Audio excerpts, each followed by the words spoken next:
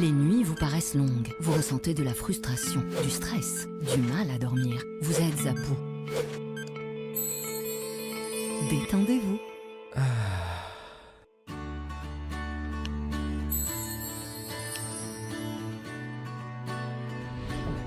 Réduction du temps d'endormissement, diminution des réveils nocturnes, relaxation. Une bonne nuit, ce n'est plus un rêve. Ce produit est un complément alimentaire sans dépendance disponible en pharmacie. N'hésitez pas à demander conseil à votre pharmacien. Mérinal, notre priorité, la qualité.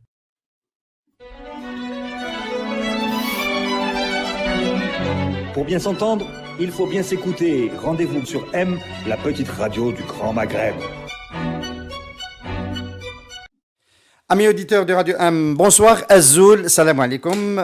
Très content de vous recevoir un jeudi, pas le mercredi cette fois-ci. Nous n'avons pas eu le temps de nous organiser mercredi hier en fonction du couvre-feu. Les équipes techniques ne pouvaient pas rentrer à temps et donc nous avons décidé de reporter le Café Presse Politique à ce jeudi, le 29e CPP, sans son présentateur attitré Khaled Drani qui va passer ce soir sa 231e nuit en détention à Qoléa, Khaled Drani, qu'on souhaite à chaque fois recevoir à cette place-là la semaine suivante. L'espoir fait vivre. Hein. Voilà. Nous allons pouvoir engager donc un nouveau numéro du Café Presse Politique, un grand numéro, j'espère, avec deux invités de marque. Mohsen Blabès, président du RCD, bonjour. Bonjour. Marhaba bik. Louise Aïd Hamadouche, universitaire, bonjour. Bonjour. Marhaba bik. On aura avec nous, à partir de Tunis, Raouf Farah, avec lequel, en fin d'émission, on abordera l'enjeu de la question libyenne qui a souvent été évoquée en Algérie et qu'on n'a jamais eu le temps de bien traiter. La Libye se met sur le chemin de la paix sous l'égide des Nations Unies. Il y a une conférence qui se tient à Tunis. On va essayer de comprendre les tenants aboutissants de cette conférence avec Raouf Farah de Ibtikar, qui nous dira aussi un mot sur le rôle de la diaspora dans la continuité du Hirak. Merci à vous trois. Merci d'être parmi nous. L'actualité dominante aujourd'hui, c'est bien sûr la deuxième vague du Hirak, la deuxième vague du Covid. La première a stoppé le Hirak. La deuxième nous fait peur, nous fait énormément peur parce qu'elle risque d'emporter beaucoup de choses sur son chemin. Les chiffres officiels sont visiblement très loin du compte. Là, on vient d'échanger avec Farah. Il nous dit qu'il y a 1590 cas quotidiens en Tunisie, 12 millions d'habitants. C'est à peu près la même gestion de la crise. Là, on n'est toujours pas passé au-dessus de la barre du millier. Au RCD, comment vous appréhendez cette crise, Mohsen Blabès ? D'abord, c'est important de dire qu'au RCD, dès le départ, nous avons considéré que c'est un problème sérieux, qu'il ne fallait pas se jouer de la santé des Algériens, d'où notre appel en mois de mars à cesser les manifestations du vendredi et du mardi. Et c'était important de se montrer responsable, parce que tous les Algériens doivent se montrer responsables dans des situations semblables. Malheureusement, ce n'est pas le cas du pouvoir algérien qui a profité de cette trêve décidée de façon unilatérale par le Hirak pour faire passer des lois liberticides, des lois qu'ils ont utilisées pour condamner à des années de prison ferme un certain nombre d'acteurs du Hirak, le plus emblématique d'entre eux étant Khaled Drani. Maintenant, est-ce que nous sommes en pleine deuxième vague du Covid? Je ne suis pas un spécialiste en la matière, même si je ne crois pas que c'est une question de première ou de deuxième vague. Le Covid est une réalité. Chaque jour, nous avons des informations sur des décès enregistrés dans le voisinage, dans la famille. Parmi des contacts, nous avons tous connu un certain nombre de cadres avec lesquels nous travaillons qui ont été confinés à un moment ou à un autre. Mais c'est vrai qu'il y a plus de cas qui sont signalés depuis une quinzaine de jours, d'où l'urgence de réfléchir à comment faire pour réduire encore une fois l'impact de cette pandémie, tant qu'il n'y a pas, bien sûr, d'antivirus qui pourra stopper de façon définitive cette maladie. Alors, la mesure qui a été prise par le gouvernement, 29 wilayas qui repassent au couvre-feu à 20 heures, suffisante ou pas suffisante ? pas du tout suffisante. Moi, je ne crois pas, dès le départ, je ne croyais pas que le fait de limiter l'activité des Algériens à une durée donc de 5 heures du matin à 20 heures du soir soit une mesure qui puisse régler le problème. C'est connu, dans la soirée, les Algériens, ils rentrent chez eux. Moi, je pense que, s'agissant des mesures à prendre, il faudra plus réfléchir à comment mettre à disposition des Algériens un maximum de bavettes et comment faire de façon à ce que, notamment au niveau des écoles et des universités qui ont repris maintenant les mesures de distanciation, le gel, la bavette soient sérieusement prises en compte. Comment faire pour réduire le coût des tests, parce qu'ils sont très chers, ils ne sont pas à la disposition de tous les Algériens. Seuls les plus nantis sont maintenant capables d'aller faire un test au niveau des laboratoires, réfléchir en termes de priorité, parce que nous avons aussi une économie à faire fonctionner. Nous sommes en plein crise, on ne peut pas continuer comme ça sur une durée importante à interdire aux Algériens de faire un certain nombre d'activités économiques. Mais cela doit être le fait d'une commission de réflexion plurielle, multiministérielle, donc la réflexion sur quelles sont les priorités, quelles sont les mesures à prendre, mais ça ne peut pas, et je ne crois pas du tout que le confinement de 20h jusqu'à 5h du matin soit une solution. Donc il faudra probablement aller au-delà. Les mesures qu'a proposées Mohsen Labès, notamment dans les mesures barrières, l'accès plus facile aux bavettes, aux tests, etc. Est-ce que ce n'est pas un peu trop tard quand on voit les chiffres aujourd'hui? Trop tard, non, parce qu'on n'est pas encore mort, donc c'est pas trop tard. Mais je pense que face à la crise sanitaire, il y a 2 éléments à prendre en considération. Il y a la capacité de résilience de la société, son immunité. Et là, on va parler des hôpitaux, des services de santé. Est-ce que les moyens de préserver la santé des uns et des autres sont disponibles ou pas? Donc, comment faire pour se défendre contre la pandémie? L'autre aspect, c'est la gestion. Moi, c'est à parler de certains aspects, mais il y en a d'autres. En fait, il y a ce qui est plus inquiétant, je crois, au-delà de la gravité du virus, c'est que la gestion de la crise, elle semble en tout cas davantage obéir à des considérations sécuritaires que des considérations purement sanitaires. Et j'en veux pour preuve le fait que des médecins soient sanctionnés, soient démis de leurs fonctions, soient marginalisés parce qu'ils ont dénoncé une situation sanitaire catastrophique.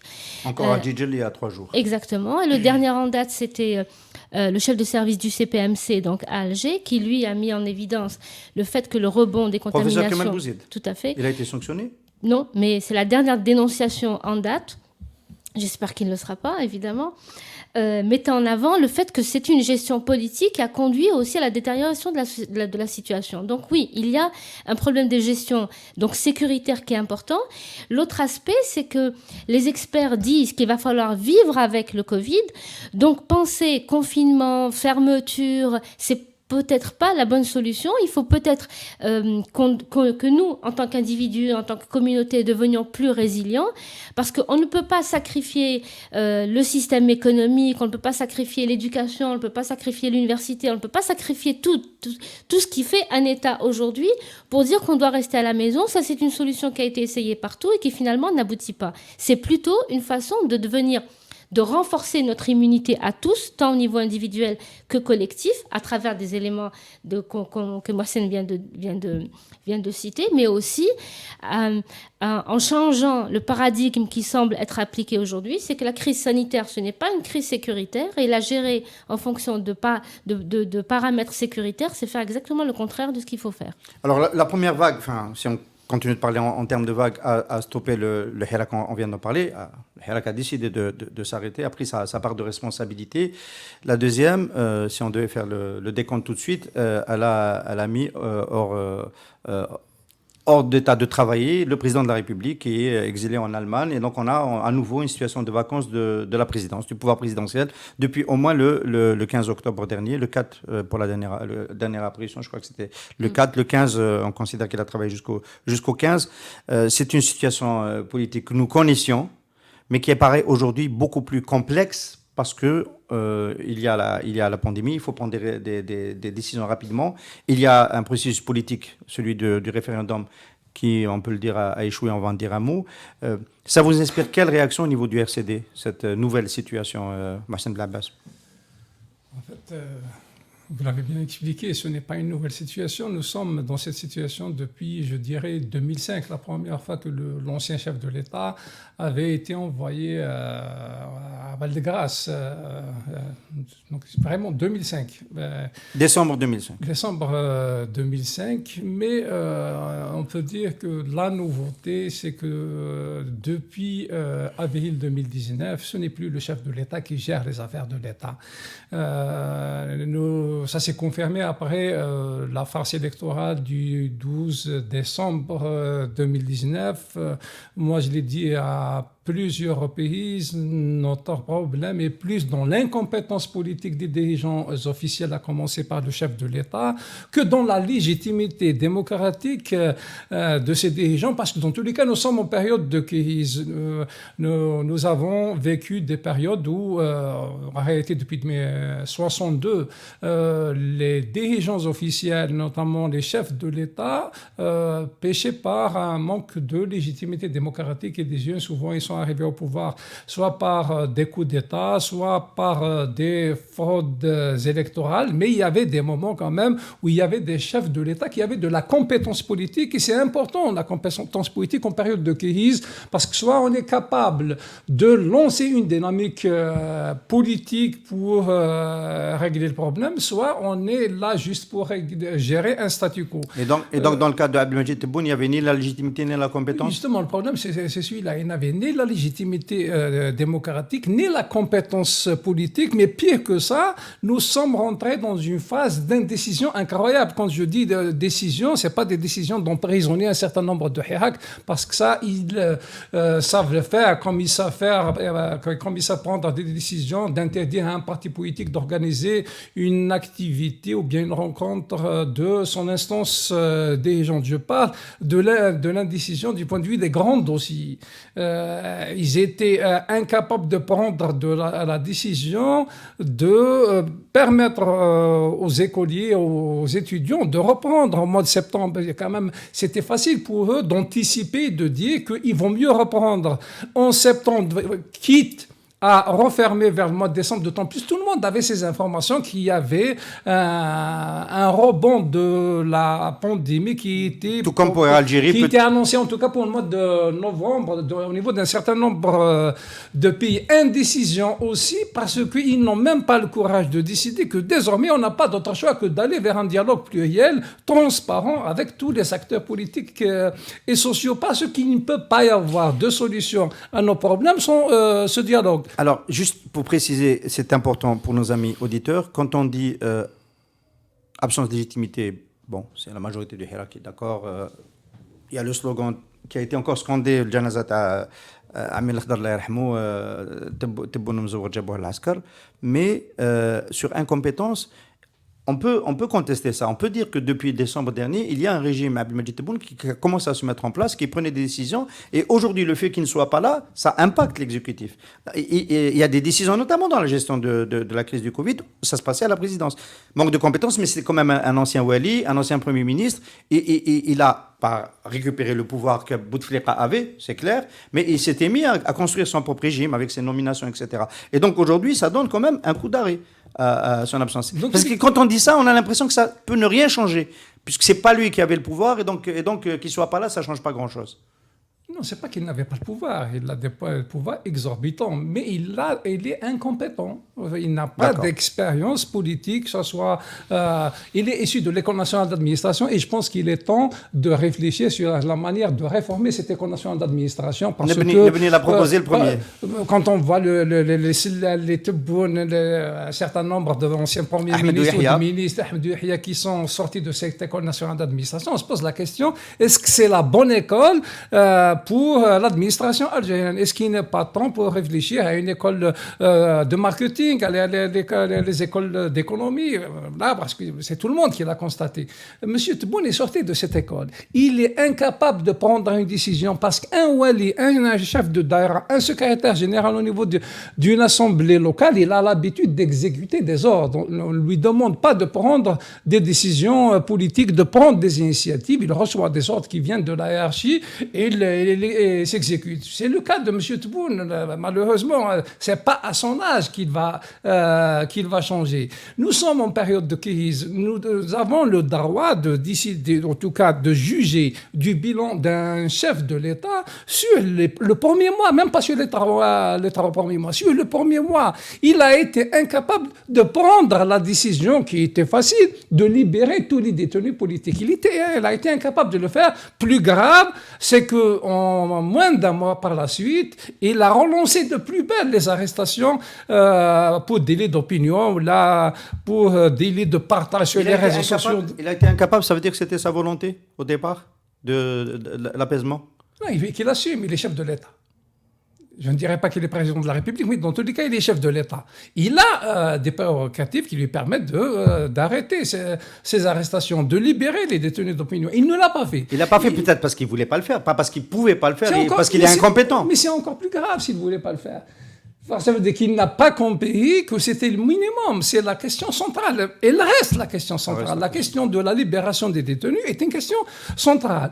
Par la suite vient la question du dialogue. Un dialogue, bien sûr, transparent, sérieux. On va arriver à la question de la suite et du dialogue, forcément, dans cette discussion. Louisette Hamadouche, en quoi cette nouvelle crise de vacances du pouvoir présidentiel est-elle différente des crises précédentes?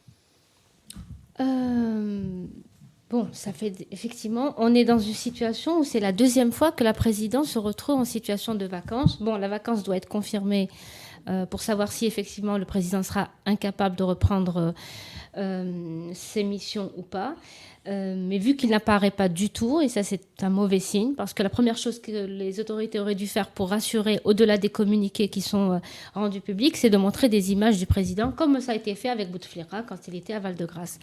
Donc l'hypothèse que le président soit dans une situation sanitaire très compliquée est une hypothèse sur laquelle on peut travailler. Qu'est-ce qui est différent par rapport à 2019 ? Il y a des choses qui sont différentes en faveur du pouvoir politique et d'autres qui sont en sa défaveur. Ce qui est en faveur du pouvoir politique, c'est que, contrairement à avril 2019, il n'y a pas de manifestation, il n'y a pas de pression de rue qui avait joué un rôle très important dans le fait que que Bouteflika ait été poussé à la démission. Ça, c'est en leur faveur. Par contre, ce qui est en défaveur, c'est que il sera très très difficile, pour ne pas dire quasiment impossible, d'essayer de reproduire le scénario d'un président incapable de gérer, mais qui reste au pouvoir malgré tout. Ça, ce sera très compliqué parce que il y a un précédent et les Algériens aujourd'hui ne seront sans doute pas prêts à revivre l'histoire d'un Maad Nacher. Ils avaient déjà du mal avec un Abdelmadjid Tebboune valide. Oui, bon. Je veux le dire comme effectivement, ça. Oui, puisque la défiance, pour ne pas dire la contestation, s'est poursuivie. Donc, ce sera très, très compliqué. Deuxièmement, je pense que cette vacance pose un autre problème, c'est qu'elle va sans doute attiser les contradictions qui n'ont pas été réglées par l'élection de Tebboune en décembre 2019. Mohsen parle d'incompétence. Il y a aussi un autre élément à prendre en considération dans l'indécision observée depuis 2019, ce sont les contradictions. Et ces contradictions, elles sont soit dues à une incompétence pure et dure, donc c'est possible, mais ça peut aussi être dû au fait qu'il n'y a pas eu, depuis décembre, une homogénéisation de la façon dont la décision est élaborée et prise, ce qui débouche sur des choses qui sont incohérentes, tant au niveau de la communication qu'au niveau des décisions économiques ou des décisions sanitaires. Il y a des contradictions à tous les niveaux. Donc cette vacance, je pense qu'effectivement, elle n'a sans doute pas été prévue.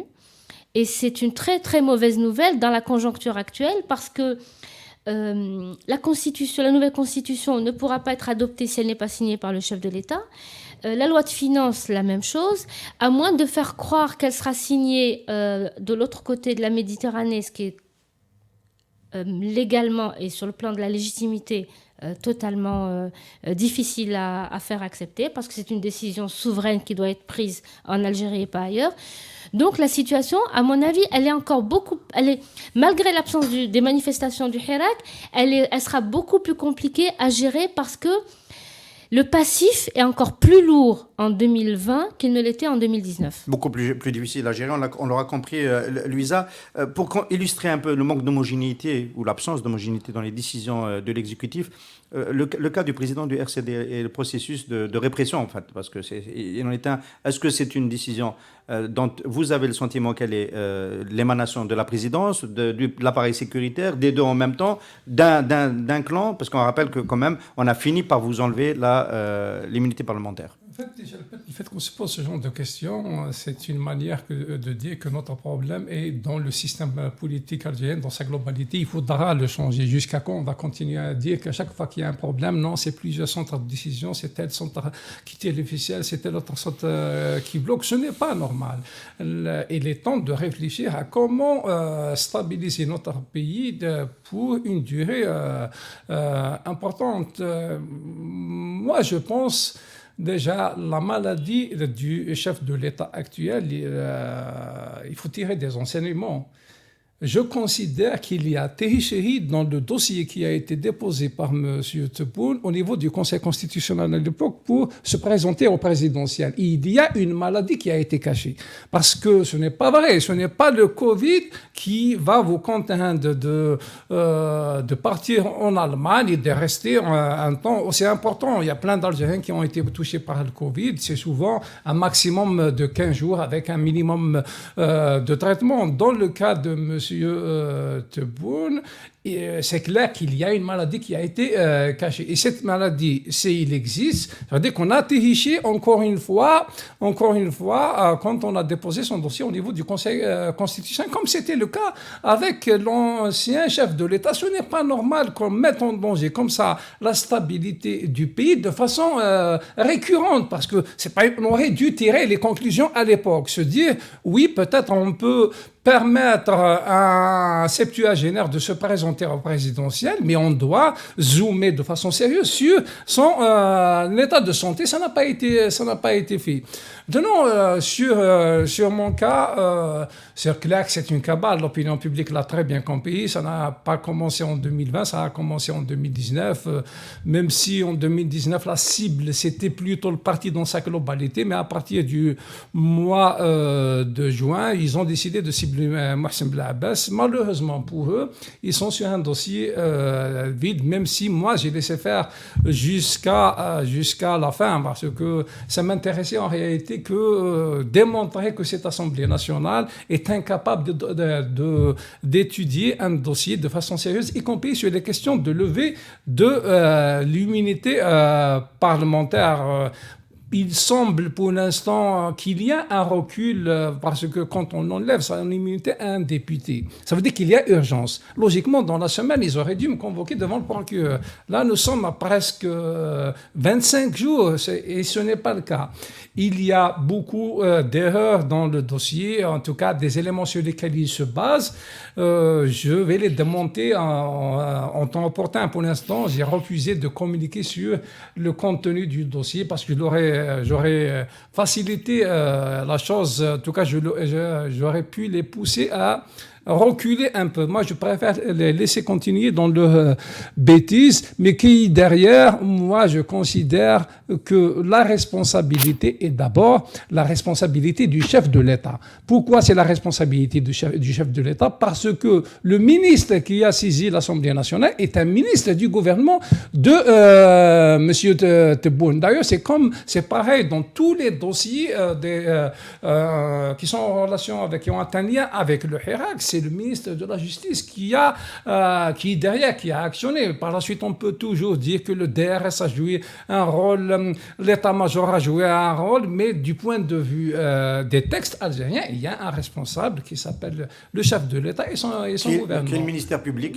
qui est rattaché au gouvernement. On a bien compris. Donc, nouvelle situation politique. Est-ce que politiquement, vous avez, je reste sur la partie politique, vous avez été un peu peu surpris par cette évolution-là. Est-ce que vous vous dites qu'aujourd'hui, avec le PAD notamment, il y a lieu de mettre à jour la démarche de revendication? Il y avait la journée sur les libertés le 10 octobre dernier, mais aujourd'hui, on a à nouveau la question du pouvoir qui est posée, et peut-être on est à nouveau au seuil d'une nouvelle période de transition. Quelle est la réponse politique en termes de revendication que vous allez monter? L'article 102, il y en a qui l'ont évoqué. Est-ce que c'est suffisant? Est-ce que ça correspond à la situation? Ou est-ce qu'on est au-delà?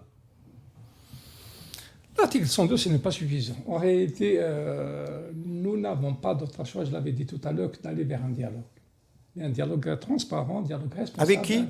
Avec tous les acteurs sans exclusion. Notre problème depuis 1962, c'est dans l'exclusion d'un certain nombre d'acteurs politiques. Parce qu'aujourd'hui, c'est moi qui est exclu, demain, c'est l'autre qui est exclu. Nous devons apprendre à nous parler. C'est un des problèmes des Algériens. Chacun parle de son côté, alors que nous devrons parler ensemble. On doit se parler pour régler nos problèmes. Nous n'avons pas d'autre choix. Alors, ça s'entend très bien qu'on ait parlé du dialogue, parce que c'est le cœur du problème. Le 17 juin 2019, Amel Khdabourga a reçu un document de la présidence qui proposait... 2020, pardon, oui. Un document qui proposait une autre feuille de route que celle que nous avons vécue depuis, celle du référendum, et un projet de constitution voté par l'actuelle Assemblée nationale. Donc c'était une autre feuille de route de 15 points, on en a parlé. La question du dialogue était un peu en l'air. Et la réponse qui lui a été, qui est repartie par le canal de Amel Khdabourga, c'était: laissons au camp populaire le temps de s'organiser. Il n'est pas organisé, il ne peut pas dialoguer. Il faut qu'il s'organise un petit peu. Il faut qu'il se donne les moyens de... Il y a le PAD qui, au niveau politique, est organisé. Il y a d'autres initiatives qui essaient d'organiser le Hirak un petit peu pour qu'il puisse organiser. Ça ne veut pas dire structuré, hein, c'est celui. Alors, la question, c'est pour venir à cette question-là, pour aller au dialogue, avant de parler de l'autre parti, de qui? De l'autre parti, on va rester sur la partie opposition et parti politique. Est-ce qu'aujourd'hui, un Mazafran 4 ou 3, parce qu'on a eu 2, est envisageable avec tous les partis qui ne sont pas sur la feuille de route du régime pour aller vers le dialogue? Est-ce que, dans cette idée que vous venez de développer, Mohsen Abbas, de n'exclure personne, est-ce qu'aujourd'hui, vous pouvez, dans l'opposition, n'exclure personne pour aller ensuite vers le dialogue avec le pouvoir?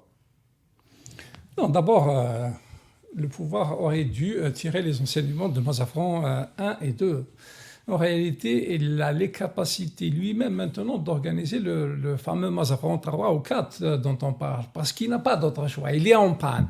L'opposition, on ne la laisse pas agir. La réalité, c'est que le PAD, depuis sa création, il n'a pas réussi à avoir une seule autorisation pour organiser une activité. Contrairement à un certain nombre d'autres structures qui ont été créées depuis février 2019. Quand on vous empêche de vous réunir, c'est très difficile de donner de l'ampleur à votre initiative ou là à votre démarche. Beaucoup d'acteurs qui sont invités aux activités du Hirak, ils vous disent que tant qu'il n'y a pas d'autorisation, tant que ça se passe au niveau des chefs des partis politiques, ils sont réticents, ils ont peur, ils ont des carrières professionnelles à gérer. Donc actuellement, même l'opposition, s'il voulait aller organiser un Mazafran, on va buter encore une fois sur le problème des autorisations. La balle est dans le camp du pouvoir. C'est à eux qu'il appartient. Pourquoi ce serait à eux d'organiser d'autoriser, oui, mais pourquoi ils les organisent? C'est toujours la balle est... En fait, nous sommes dans une situation qui n'est pas semblable à toutes les situations que nous avons vécues par le passé. Nous sommes dans une situation où l'Algérie risque de sortir de l'histoire. C'est vraiment, c'est une crise profonde, crise économique, crise financière, crise politique. Donc vraiment, il y a un danger qui pèse sur l'Algérie, et je pense que les dirigeants officiels ont de meilleurs éléments d'information pour juger de la gravité de la situation si jamais ça perdure. Ils ont vu que ce qui a été choisi comme démarche à partir de la période où l'ancien chef de l'État a été contraint à la démission, ça n'a pas donné de résultat. On s'est retrouvé par un chef de l'État dont le parrain, parce qu'il était parrainé, n'est plus là depuis fin de... Ahmed Gaïd Salah décédé à la fin 2019. Donc, la feuille de route, c'est la feuille de route justement du parrain. Les acteurs, en tout cas un certain nombre d'éléments qui sont dans le gouvernement, c'était des éléments qui ont été choisis aussi par le parrain. Et par la suite, le type, il devient orphelin. Donc c'est très difficile pour lui de lancer une initiative quelconque. Mais nous devons tous tirer les conclusions. Il s'agit de sauver notre pays. Donc, opposition, Hirak, gouvernement, armée nationale populaire, tous les acteurs doivent tirer les conclusions que tirent les acteurs politiques responsables. Nous devons régler notre problème. Ça dure depuis longtemps. On ne peut pas continuer comme ça. Il va y avoir des dérapages. Surtout que nous sommes avec la pandémie, et la pandémie a aggravé encore plus la situation. Il y a un minimum. C'est le minimum qu'on demande, en fait, qu'on fait dans tous les pays qui sont en crise. C'est toujours... On va l'évoquer avec la Tunisie, avec la Libye tout à l'heure. Donc, c'est la libération des détenus. C'est un dialogue sans exclusion. Il faut dialoguer, enfin, avec ceux qui vont refuser de dialogue. Je parle bien de dialogue pluriel. C'est pas des rencontres entre quatre murs à deux pour discuter autour d'un café ou bien d'un thé. Et bien sûr, mettre en place une feuille de route. Nous sommes depuis début 2019. En réalité, on n'a pas changé. L'idée de la transition constituante, c'est comme ça qu'on a appelé. On est resté fidèle à l'esprit de Mazafran où il était question de transition démocratique. Avec l'arrivée de 2019, on a un peu adapté notre feuille de route pour dire que désormais, il s'agit d'une transition constituante. Donc, une période de transition durant laquelle nous avons mettre en place un certain nombre d'institutions et de textes fondateurs.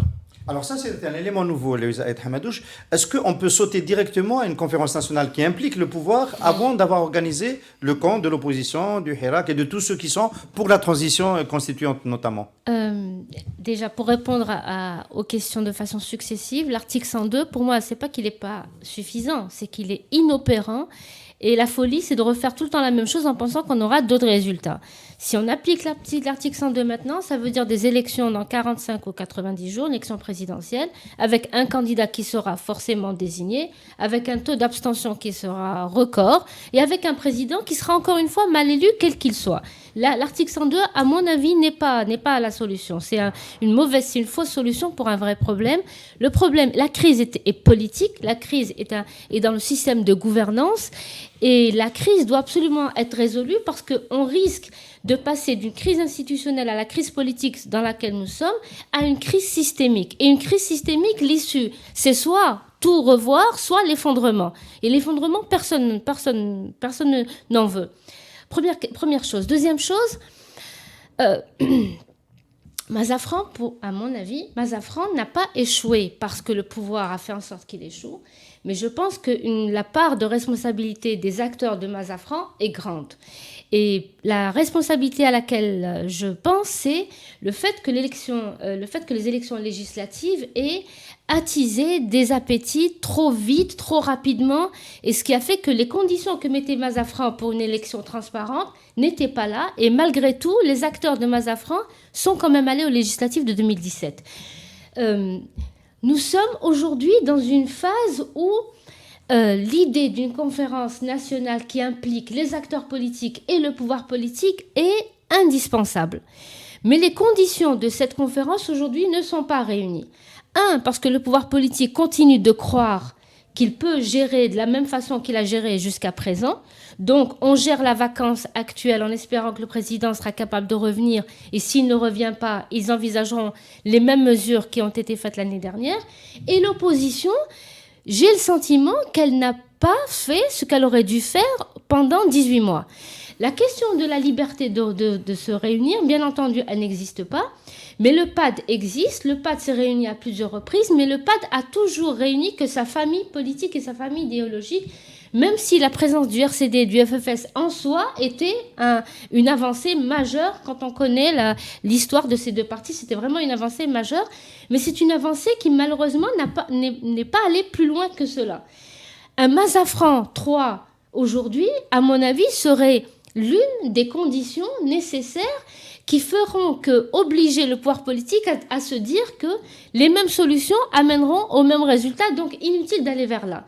L'une des conditions nécessaires à une conférence nationale, c'est que le rapport de force qu'avait réussi à commencer à construire Mazafran 1, c'est surtout Mazafran 1, parce qu'à Mazafran 2, on voyait déjà les signes d'une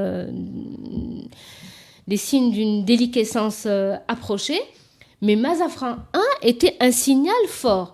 C'est ce type de signaux aujourd'hui que le pouvoir a besoin pour dire inutile d'aller dans les mêmes solutions, elles aboutiront au même résultat.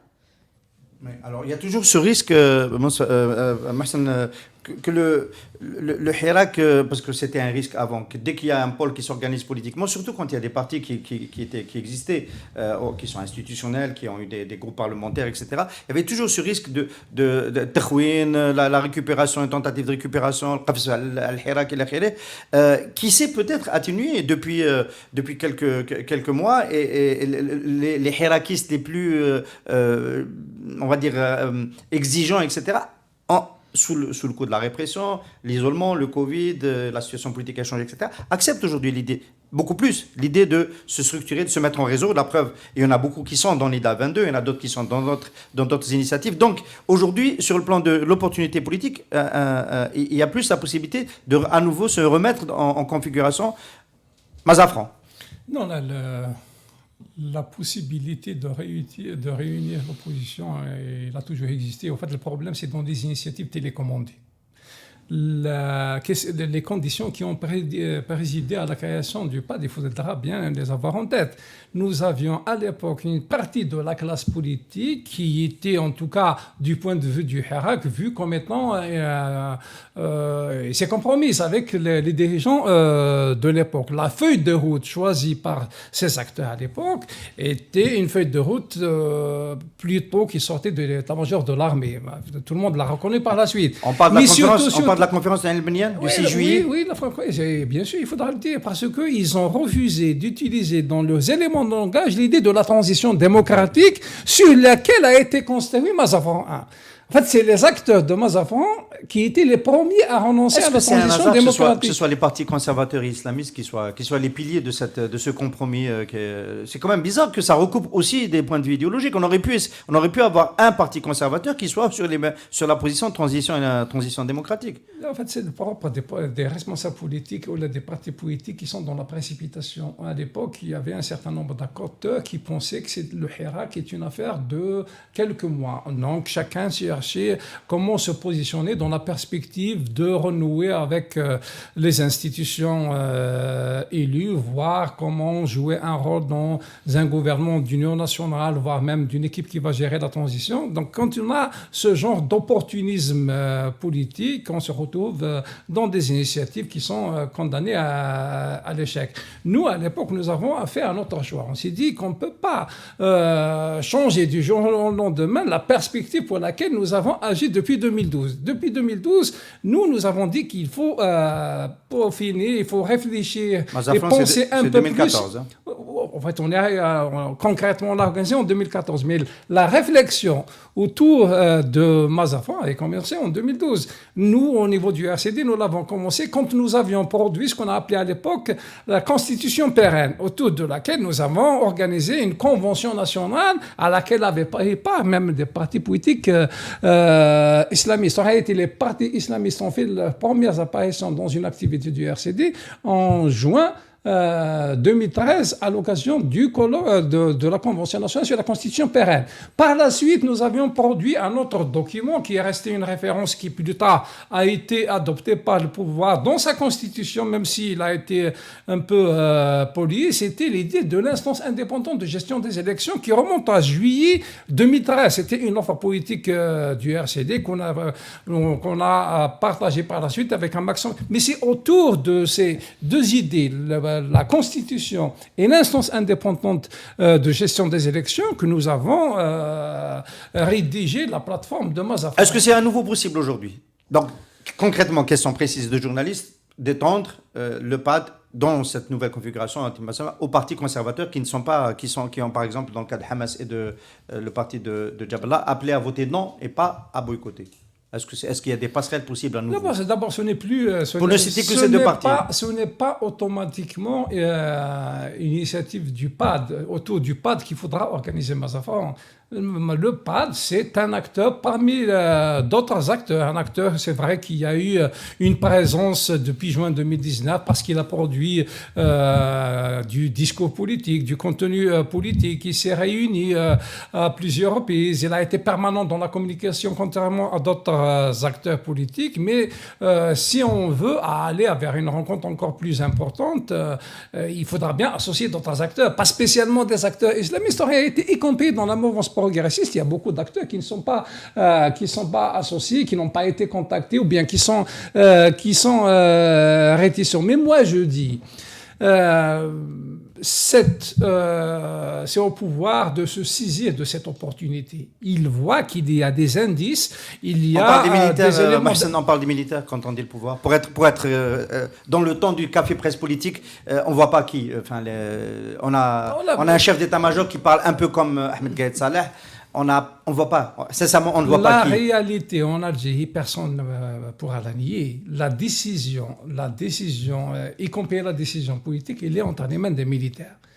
Donc là, personne ne pourra nier. Est-ce qu'ils sont capables d'aller vers ce niveau de réflexion pour dire que désormais, nous devons faire avec la classe politique et les acteurs sociaux, désormais nous devons céder le pouvoir, désormais nous devons accepter l'idée de la dissolution de la police politique, désormais nous devons laisser les Algériens choisir leurs dirigeants dans la transparence à travers des élections libres. Je ne suis pas sûr qu'ils sont arrivés à en tout cas à ce niveau. Quand je vois que dans la Constitution, le projet de Constitution qui vient d'être passé sous référendum, je trouve un article qui parle de l'intervention de l'armée en dehors des frontières. Je me pose la question, est-ce qu'ils étaient obligés de mettre un tel article dans une Constitution ? Je ne connais pas de constitution de par le monde qui prévoit l'intervention de l'armée en dehors des frontières dans un article de leur constitution. D'autant plus que l'armée algérienne a déjà intervenu par le passé en dehors des frontières algériennes. Et pas une seule fois. En fait, ils ont transformé la constitution algérienne en un fourre-tout. On met du tout à l'intérieur et c'est pas normal. Ça a commencé déjà en 2016. Toujours la question des acteurs, Louisa Aïd Hamadouche, le dialogue, évidemment, on a tous compris qu'on est à un moment critique de l'histoire du pays, vraiment critique. On n'a pas l'habitude d'être aussi alarmiste. Il y a une crise d'acteurs politiques, il y a une crise de vision, de dessin qui aujourd'hui peut remettre les choses en marche. Forcément du côté de l'armée. La présidence c'est en train de retomber aujourd'hui, notamment à cause de la maladie. Et puis surtout, autour de quelle feuille de route à nouveau ? Est-ce que juste libérer, créer de l'apaisement, ça peut suffire ? Aller vers une conférence nationale ? Évidemment oui, si on autorise les acteurs à se réunir et agir, notamment Nida 22, qui a aussi est un peu dans la même démarche de vouloir réunir et discuter. Donc on rappelle un espace de débat. Ou est-ce que ça suffira pas ? Par exemple, aujourd'hui, faut-il donner le gage du départ d'un gouvernement comme celui de Djerad pour un gouvernement d'union nationale ? C'est arrivé en Tunisie dans la révolution tunisienne, et il y a eu un gouvernement d'union nationale pour aller vers l'Assemblée constituante en octobre 2011. Est-ce qu'aujourd'hui, on est tellement dans la crise que les gages, ça doit être plus que redonner de la liberté ? Dans la gestion d'une crise, il y a deux grandes démarches importantes. Soit on considère que la crise est circonstancielle, c'est un accident temporaire qui ne concerne qu'un secteur, et on règle la crise telle qu'on l'a circonscrit. Là, on va dire, et c'est la façon dont sont gérées les crises successives depuis le début du Hirak. Aujourd'hui, l'option la plus vraisemblable, c'est que les gouvernants vont considérer qu'il y a un problème au niveau de la présidence. Donc, c'est une crise qui concerne une institution. Donc, on va régler le problème en comblant la vacance, en trouvant une solution à l'Assemblée 2, par exemple. C'est la gestion d'une crise circonstancielle. Si on considère que la crise est processuelle, ça veut dire que ce qu'on vit aujourd'hui, c'est l'accumulation de tout ce qui s'est passé, pas depuis 2019 seulement, mais depuis bien plus longtemps, mais que la différence entre le bien plus longtemps, quand l'Algérie connaissait une crise tous les 10 ans ou tous les 5 ans, avec ce qu'on vit depuis 1 an et demi, c'est que depuis 1 an et demi, il y a plusieurs crises dans la crise. Donc la gestion, continuer à aborder une approche circonstancielle de la situation actuelle, ça veut dire prendre un risque énorme d'aller non pas à une crise politique processuelle, mais à une crise systémique qui sera beaucoup plus coûteuse à régler. Donc, ce que tu abordes, c'est dépendra de la capacité des gouvernants à considérer que nous ne sommes pas dans une crise circonstancielle. Ni la crise sanitaire n'est une crise circonstancielle, parce que la façon dont est géré le Covid, c'est lié à la gestion de la santé depuis des années. La vacance actuelle au niveau de la présidence, ce n'est pas non plus une crise circonstancielle, c'est la présidence qui est en crise depuis plusieurs années déjà, avec tout le 4e mandat et tout ce que le 4e mandat a impliqué comme désinstitutionnalisation de toutes les institutions politiques aujourd'hui.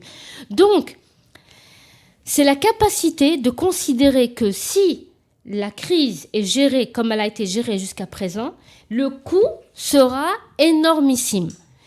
La façon dont les autres acteurs vont pouvoir s'imposer, ça c'est en dehors de ce que les gouvernants ont tendance à voir ou à percevoir. Vous parliez d'UNIDA 22. Moi, je pense qu'une initiative comme celle-là ne s'inscrit pas dans le court terme. Elle ne s'inscrit pas dans une démarche qui exigerait une conférence nationale à très court terme. NIDA 22, pour moi, c'est une initiative dont le but est là aussi de voir la crise comme une crise circonstancielle. On a une crise des acteurs politiques. De voir la crise comme une crise qui n'est pas circonstancielle. Exactement. On a une crise des acteurs politiques, pas seulement des acteurs politiques institutionnels, on a une vraie crise d'acteurs politiques. NIDA 22 a pour ambition de permettre l'émergence de nouveaux acteurs politiques demain. Des acteurs politiques qui n'auront pas été formés dans l'école du parti unique, qu'il soit parti unique officiel ou parti unique officieux, mais d'acteurs politiques qui sont nés dans ce qu'on a vécu depuis 18 mois. C'est-à-dire un soulèvement populaire, pacifique, pluridéologique, qui a su gérer les différences sans aller vers la violence.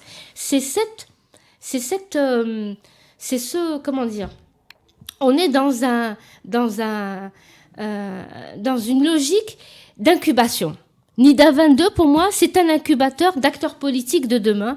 Et c'est pas pour dénigrer tous les acteurs politiques actuels, mais l'Algérie a cruellement besoin d'une vision nouvelle, d'une culture politique nouvelle, et donc d'acteurs politiques qui soient bercés d'une culture politique qui est celle du Hirak qu'on a connue.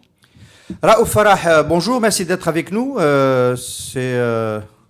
Raouf Farah a suivi donc le débat sur l'Algérie. On n'a malheureusement pas le temps de revenir sur tout ce qui s'est dit sur ce plateau sur l'Algérie. Je sais qu'en tant que membre d'Iptikar et en tant que membre d'acteur dans l'espace NIDA 22, vous auriez sûrement eu des choses à ajouter à cette discussion. Mais aujourd'hui, on s'intéresse en priorité à ce qui se passe à Tunis, la conférence sous l'égide des Nations Unies pour la Libye. Et on a beaucoup parlé de dialogue. Les Libyens finissent par dialoguer. Ce n'est pas la première fois qu'ils dialoguent. Vous me l'avez rappelé en début d'émission, enfin en off tout à l'heure. Mais aujourd'hui, les choses paraissent être beaucoup plus sérieuses pour s'engager dans le sens d'une solution institutionnelle pérenne. Tout cela reste hypothétique, je pense. Le forum qui s'est engagé cette semaine à Tunis sous l'égide des Nations Unies pour essayer de trouver un nouvel accord politique en Libye reste tributaire de plusieurs éléments.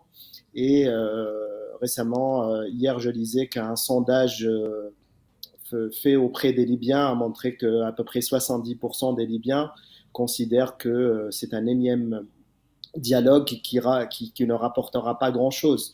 Sur le fond, je pense que les Nations Unies essayent de mettre en place des leviers, des mécanismes, un accord politique dans la continuité du travail qui a été fait à la suite de la conférence de Berlin, mais aussi des négociations militaires, ce qu'on appelle la commission mixte 5+5 entre les forces de l'Est et les forces de l'Ouest. Et donc, il y a quand même une progression qui s'est faite. Maintenant, est-ce que le résultat à une véritable transition, à un nouvel État, tout ça reste à voir. Aujourd'hui, Madame Stephanie Williams, qui est la représentante spéciale par intérim des Nations Unies, a déclaré que les acteurs, donc les 75 parties prenantes qui ont participé, qui participent encore parce que le forum dure 6 jours, ont opté pour des élections dans 18 mois. Donc, ça sera probablement des élections présidentielles, mais aussi des élections parlementaires. les élections municipales ayant déjà lieu dans les régions les plus sécuritaires en Libye.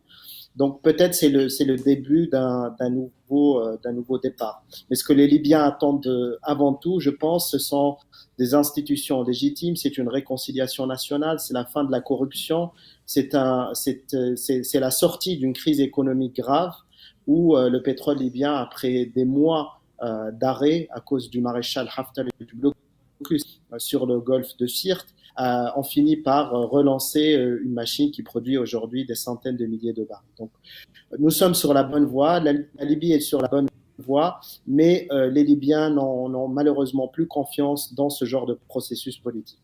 Alors, processus encore fragile, on l'a bien compris. Le cessez-le-feu, lui, par contre, il est stabilisé. Le front est stabilisé. Il n'y a pas eu de bataille pour Sirte après la débâcle des forces de Haftar en Tripolitaine. Est-ce qu'on peut dire que de ce côté-là, on peut être tranquille pour les semaines et les mois qui viennent? La reprise de la violence armée. Oui, je pense que la rupture du cessez-le-feu qui s'est engagée presque de manière permanente, entre guillemets, dans la ligne Sirte-Jofra est actée. Encore une fois, je reviens sur la commission militaire mixte 5+5 qui s'est réunie il y a 2 jours et qui se réunit aujourd'hui encore à Sirte pour former un espèce de, pas d'état-major, mais en tout cas une espèce de commission militaire conjointe qui assure vraiment le maintien du cessez-le-feu. Elle travaille dans la bonne direction, mais malheureusement en Libye, les vrais détenteurs de pouvoir sont les milices et aussi les puissances extra-régionales qui n'hésitent pas à court-circuiter dès lors que les événements vont dans la bonne direction. On va dire un mot sur les forces extra-régionales parce qu'il faudra parler aussi de la diplomatie algérienne. Mais auparavant, je voulais savoir, on a tous été très choqués par l'assassinat il y a 3 jours de Hanan El-Barassi, avocate militante des droits de l'homme, dans sa voiture à Benghazi. Elle s'apprêtait à rendre public des révélations sur la corruption du fils du maréchal Haftar. Est-ce que ce n'est pas un peu un signe avant-coureur de ce qui risque de se passer les prochaines semaines, des tentatives de s'aborder le processus de réconciliation, enfin d'accord politique en Libye, et puis lorsque l'accord aura lieu, est-ce que ce n'est pas aussi déjà le paysage qui nous attend avec des forces militaires paramilitaires organisées, du terrorisme, un État toujours très fragile et très instable? Je pense que le décès terrible de Hanan El-Barassi a révélé au grand jour ce qui arrive presque quotidiennement en Libye, c'est-à-dire l'assassinat de figures à la fois communautaires, des leaders jeunes, des gens qui sont investis au niveau local et dont on entend très très peu parler. C'est presque quelque chose qui devient routinier en Libye et pour les observateurs, ce n'est pas une nouveauté. La réalité aujourd'hui, c'est que à la fois le régime à l'est, qui est un régime autoritaire, mais aussi le régime extrêmement fragile à l'ouest, ne réussissent pas à avoir l'adhésion populaire nécessaire et ils sont obligés de faire taire par la violence, par l'exaction, les voix les plus contestataires.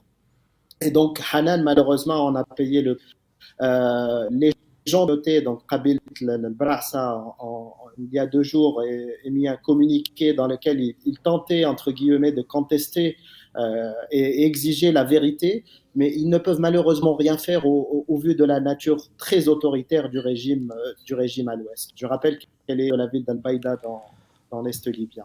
Alors, on a parlé de l'influence Raouf, des forces extra-régionales. Bon, évidemment, on pense pour la Turquie qui soutient le gouvernement Sarraj en Tripolitaine et de l'axe Émirats Arabes Unis, Égypte pour la partie Haftar. Il en est quoi de l'Algérie? On n'a pas beaucoup parlé, il y en a qui ont chanté le retour en force de la diplomatie algérienne. Est-ce que l'Algérie a une influence dans le processus en cours en Libye, à Tunis en ce moment, dans ce forum? Et quel est l'intérêt de l'Algérie en réalité, en Libye? Non, sur le forum spécifiquement, l'Algérie n'a pas de rôle à jouer. Je rappelle encore une fois que c'est un forum sous l'égide des Nations Unies, donc l'Algérie n'a pas de rôle officiel.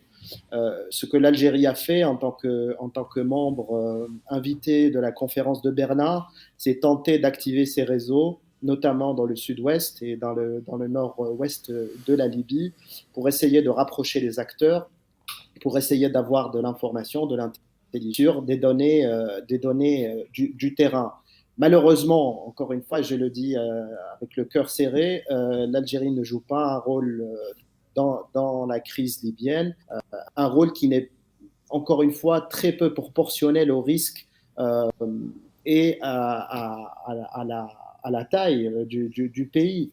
L'Algérie reste en écart, elle a pris énormément de retard depuis 2011, ses positions ont été extrêmement critiquées à l'Est, elle a un soutien relatif au niveau de l'Ouest libyen, si en fait, pèse très peu en réalité dans l'équilibre des pouvoirs quand on compare avec ce que fait par exemple les Émirats arabes unis ou la Turquie. En disant cela, je ne suis pas en train de dire que l'Algérie doit avoir une approche belliciste, bien au contraire. Elle doit jouer la carte du pacifisme, elle doit jouer de la carte de la réconciliation, la carte politique, et c'est à elle, c'est à sa diplomatie de trouver des manières innovantes, une approche nouvelle pour, dans la fenêtre d'opportunité actuelle, parce qu'il en est une, on est en train de rabattre les cartes en Libye avec ce nouvel accord politique, de mieux s'imposer et de mieux défendre ses intérêts stratégiques. Alors, Farah, merci beaucoup. On va terminer quand même avec un commentaire de Morsef.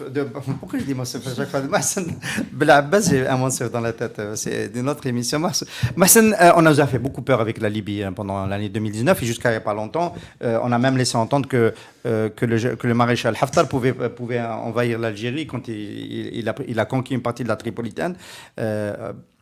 Bon, c'est en train de faire pchit et on se rend compte quand même que finalement, c'était un argument pour renforcer le front intérieur beaucoup plus qu'autre chose dans cette question libyenne où l'Algérie ne joue plus de rôle. D'abord, avant d'arriver à la problématique de l'inefficacité de la diplomatie algérienne ces dernières années, je viens de parler un peu de l'initiative 22.2. Je ne suis pas de ceux qui critiquent les initiatives qui viennent de l'opposition, surtout quand ils viennent de la société civile, mais on ne peut pas empêcher les observateurs de faire le parallèle avec la démarche suivie par le pouvoir pour fabriquer une nouvelle classe politique. Tout le monde est au courant d'un certain nombre de décisions qui ont été prises au niveau gouvernemental et au niveau décentralisé au niveau des wilayas pour donner des agréments, un financement à un certain nombre d'acteurs qu'on appelle acteurs nouveaux. Ça, c'est Massal Jadid. Voilà. En tout cas, le problème algérien n'est pas tellement dans les visages ou bien dans les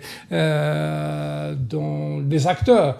Le problème est surtout dans les mentalités. Et j'en arrive à la diplomatie. La diplomatie algérienne, moi je suis de ceux qui pensent qu'il va rester inefficace, tout simplement parce que c'est une diplomatie qui a décidé de s'auto-piéger par des dogmes, des principes qui remontent au siècle dernier. La première chose que font les Algériens, quand ils communiquent sur un certain nombre de dossiers qui font l'actualité, commencent à rappeler que nous avons une position de principe. Vous ne pouvez pas être efficace. La diplomatie doit être, en tout cas la décision diplomatique doit être pensée à l'aune des réalités du terrain.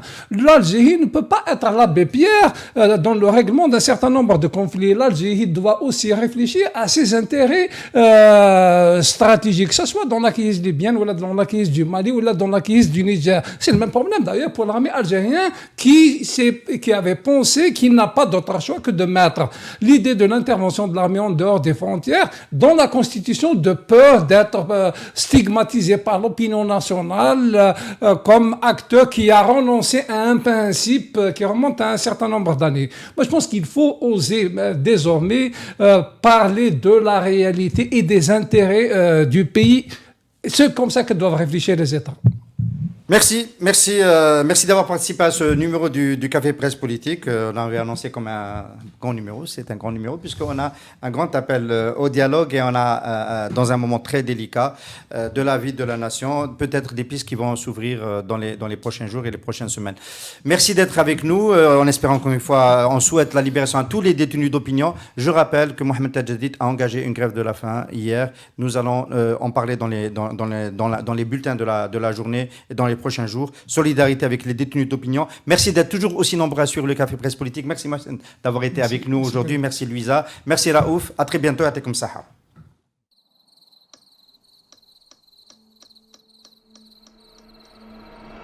Les nuits vous paraissent longues. Vous ressentez de la frustration, du stress, du mal à dormir. Vous êtes à bout. Détendez-vous.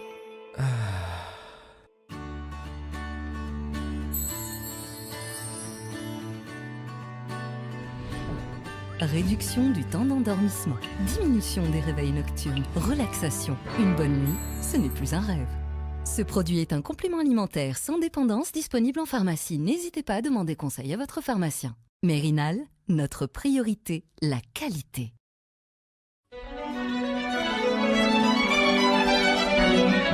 Pour bien s'entendre, il faut bien s'écouter. Rendez-vous sur M, la petite radio du Grand Maghreb.